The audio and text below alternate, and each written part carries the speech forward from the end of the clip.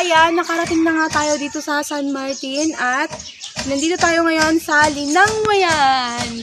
Ngayon, bibili tayo ng food para may babaunin tayo sa ilog. Let's go!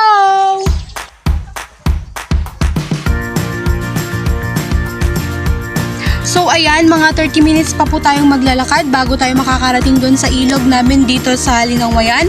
And then, medyo matatagalan siguro tayo kasi mainit-init na din yung panahon kasi matirik na yung araw. So, let's go!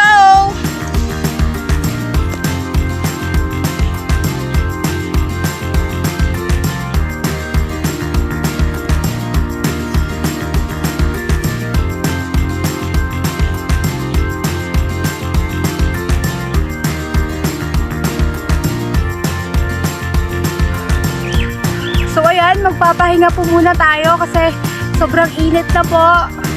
Malayo pa po yung pupuntahan natin.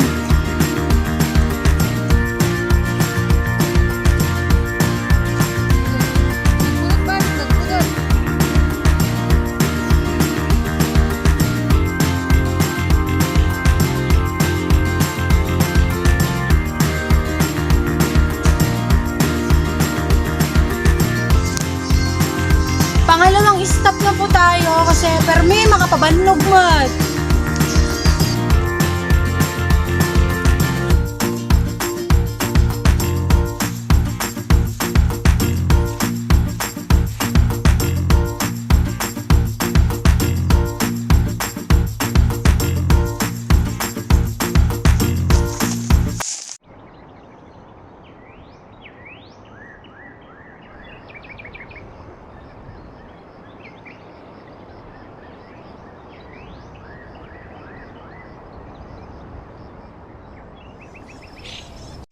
So ayan, pagkatapos po ng 35 minutes na paglalakad natin, nakarating na po tayo dito sa ilog. Let's go!